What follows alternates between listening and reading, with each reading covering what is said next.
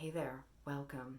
This is Pillow Talk with Tanya, a show where each week I'll be inviting you into my bed to have a little chat about love and relationships.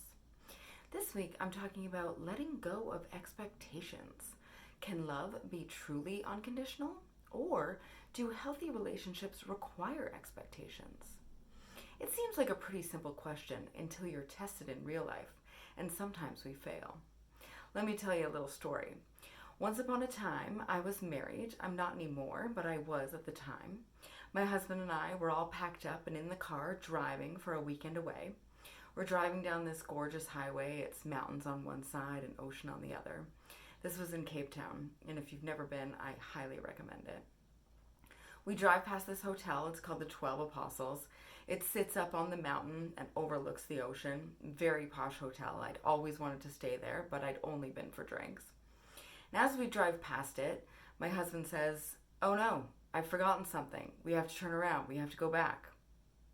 Now, I was already picturing myself in a lounger by the pool, drinking a cocktail. And when I heard this, I kind of snapped. I went straight into a rant.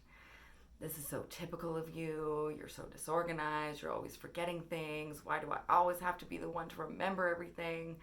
I really started giving him the gears. And he turned back and he was driving back towards our house. But then he turned up the driveway that goes up the mountain towards this gorgeous 12 Apostles hotel. I'm still fully in rant mode. "Why are you pulling in here? I thought we had to go home. I thought you forgot something." Off I go on this tangent.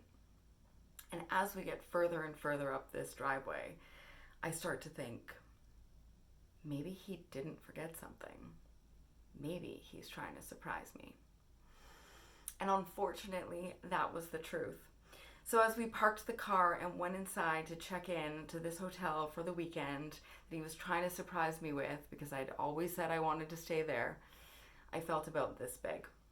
I'd way overreacted, and I ended up looking really foolish. So here's the thing. Did I love my husband? Yes. Did I love him unconditionally? Apparently not. Certainly not in that moment. But look, I had expectations. I had expectations of him and his responsibilities. I had expectations of the weekend and how that was going to go. It's just that when those expectations weren't met, I handled it really poorly. In an ideal world, love would be unconditional. But we live in the real world, and we need to have expectations. They create boundaries, make people, they teach people respect and show that we love and value each other. And they set the stage for a positive outcome. So it's not like we can't have expectations. It's just, how do we handle it when they're not met?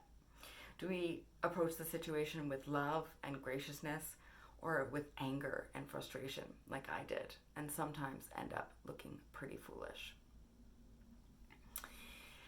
If I'd just taken a moment to think and pause and maybe assume that he's just doing the best that he can, like we all are, give him the benefit of the doubt, give him the space to be human, and possibly talked myself down from this rant that ruined a really nice surprise.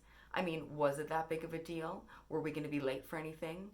Do I need to be this upset? Is this a teachable moment? Maybe you're just hungry, which I probably was.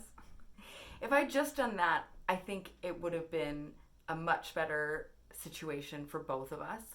And I think I probably did more damage in that moment than I even realized. I probably hurt his self-worth, his self-esteem, and I probably damaged the respect between us.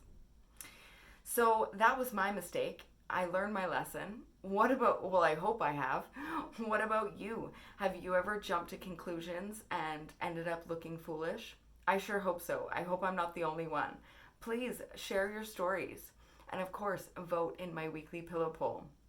Like and subscribe if you want to see more. And think about being a guest on my show. I can't wait to see you back in my bed next week.